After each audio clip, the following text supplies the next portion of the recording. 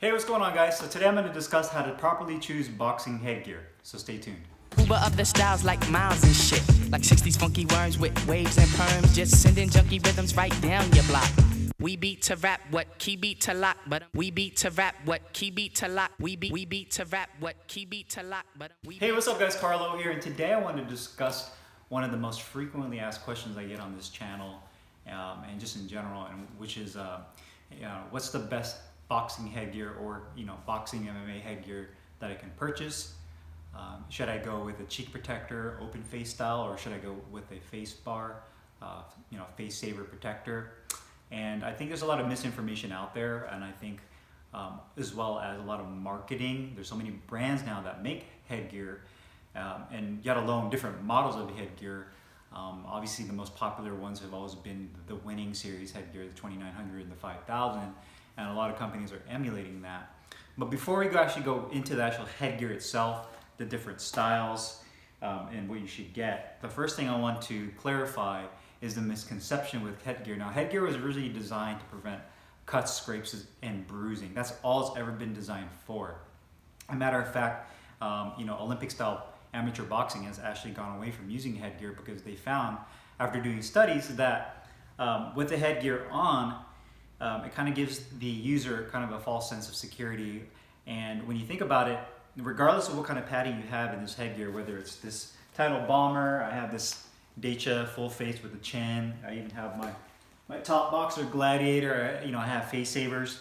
So regardless of the amount of padding that you put on here, when you're getting punched in the head, the velocity that you punch doesn't change regardless of what you have on your head. So that's the biggest misconception, and I think a lot of people will say, well, if it has a certain type of padding or technology on it, it's going to protect your brain more, and that's not true.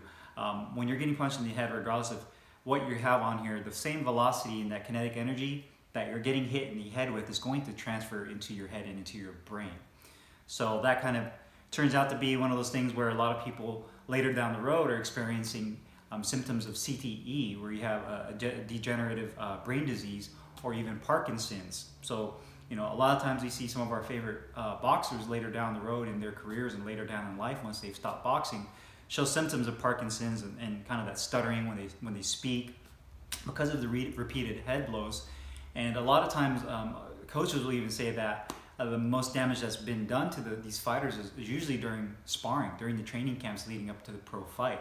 So keep that in mind, that when you're getting this headgear, the main reason to get this is to prevent cuts. So when you're sparring, if you happen to get into a head clash, you don't cut yourself. It also helps reduce the bruising that comes along with it, around the cheeks, around the ears. If you do have a full face one with the chin pad on the bottom, it helps with that as well.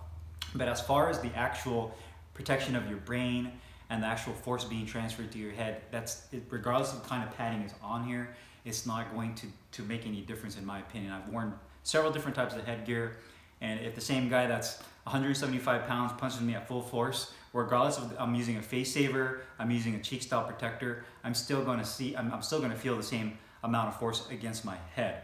Now, for those of you that are asking, well, what's the point of then getting a face saver, or what's the point of getting a cheek protector headgear? Well, the point of that is, again, to prevent cuts. So if you have these raised cheeks like you see here on this bomber headgear, it's helping to prevent cuts and bruising, so that if you're not a pro fighter, if you're just doing it for fitness, or maybe you're an amateur and you have a full-time job, at least you don't have to go to work or go to school with your face all jacked up.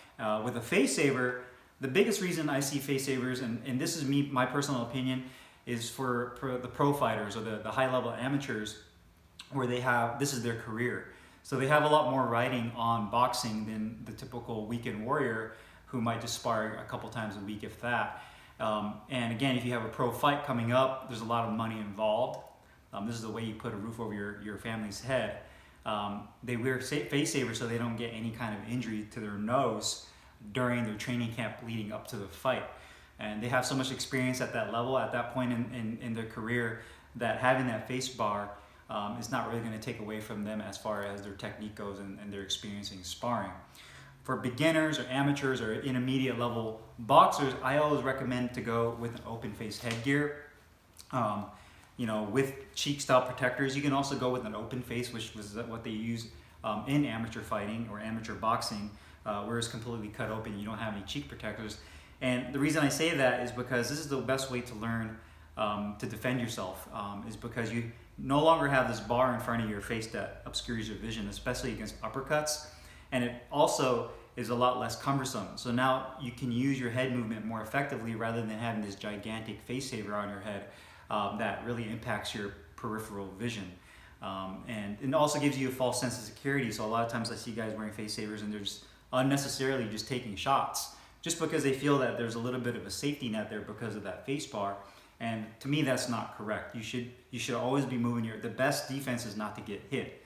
So I always felt that these open-faced headgears are going to be the best way to go because you can see all the shots coming and you can use that to move your head and to get away from those shots. So again, misconception with headgear is that regardless of the style of padding you have on here, you have all kinds of D3O technology, gel infused, you have latex, you have multi-layer foam, you have all kinds of different foams. But again, the force of the punch is not going to change regardless of the padding. So number one, the first thing you want to get when you get a headgear, the first thing you want to consider is going to be the comfort of the headgear. And the reason I say that is if you get a headgear and you put it on and it's not comfortable, it's kind of a waste of money. You're not going to want to wear it. It's going to be annoying. You're just going to end up returning it or exchanging it for a different style headgear. So first thing you want to do is make sure you get a headgear that's going to be comfortable. Number two is you want to make sure that the headgear has very good vision, good peripheral vision. And again, that goes back to me talking about defense. If you can't see the punches coming at you, then you most likely are just going to get hit more than you need to be hit. So always go with something that has good peripheral vision.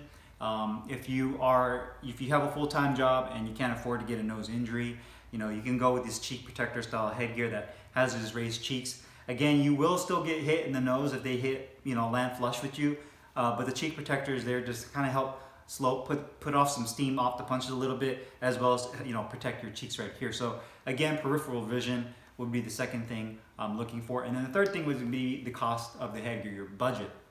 So again, I found that there's a lot of different headgears in different budget ranges. You have the higher end stuff like Winning, and actually my favorite headgear is the Ringside ultralight headgear, which I think is only $75, but it offers a great blend of comfort, visibility, and cost. So if you can combine all three of those things, you really have yourself a winner.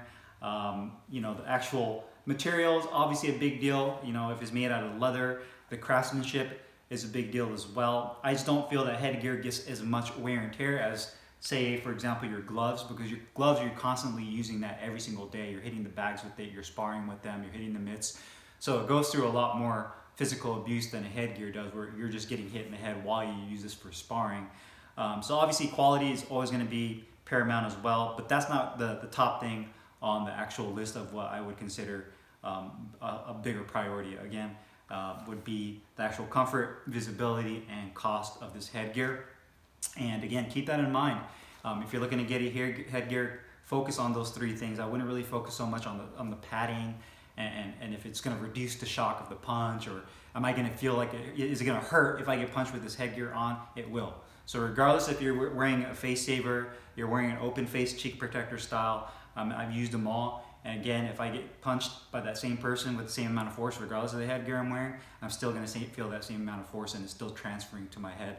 So always, I recommend go with something that has good visibility. That way you can see the punches coming, and you can really work on your defense and become a lot more better at being a defensive fighter and kind of combining that into your arsenal that you already have. So if you guys have any questions or comments, make sure you guys leave them down below in the comments box. I'll put the link in the description box where you can find all of these headgears I mentioned in this video. I'll see you guys next time. Thanks for watching.